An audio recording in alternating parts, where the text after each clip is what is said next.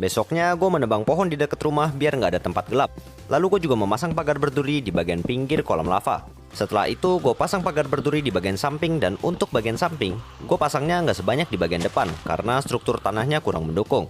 Malamnya gue pun ngeliatin para zombie-zombie sambil mencari lebih banyak tempat yang perlu dipasangin pagar. Setelah melihat beberapa lokasi yang masih bisa dikembangkan, gue pasang pagar lagi untuk mempersulit para zombie. Hal ini nggak mudah, karena beberapa kali malah gue yang kena pagar berduri sampai seluruh bar di tubuh jadi kuning. Sorenya gue membuat Diamond Shield, lalu gue enchant dan dapetin Knockback 2 dan Unbreaking 3. Ketika gue lagi mencoba menggunakan shield, tiba-tiba muncul notifikasi Blood Moon. Gue pun langsung memantau trap dan gue lupa bukain lubang XP. Gue bergegas keluar dan untungnya gue masih sempat bukain lubang XP sebelum para zombie masuk. Dari atas pintu gue ngeliatin kalau trap ini lumayan berguna, apalagi ketika kondisi lagi rame dan zombie-zombie jadi saling tabrak-tabrakan. Lumayan banyak jadinya zombie yang nyangkut di pagar berduri. Gue pun menghabiskan waktu untuk farming XP.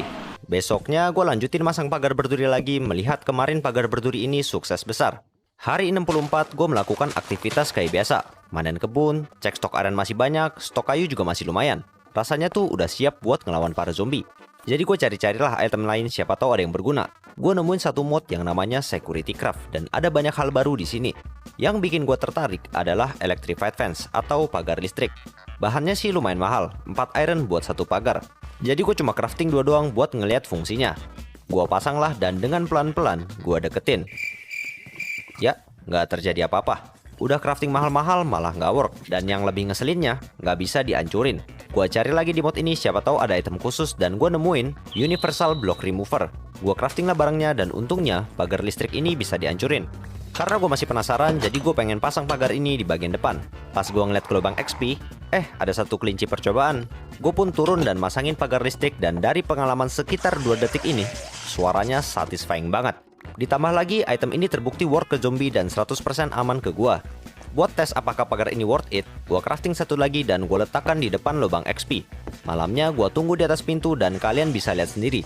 Damage-nya itu 5-6, 5 kali lipatnya damage pagar berduri. Pantas saja biaya craftingnya mahal, ada harga, ada kualitas lah ya. Besoknya gua pasangin torch, pagar berduri lagi, dan tiba-tiba ada badai. Awalnya gue mutusin buat tidur biar badainya cepet lewat, sampai akhirnya ada petir yang kenceng banget. Pas gue cek, untungnya nggak ada apa-apa, jadi gue pun lanjut tidur lagi.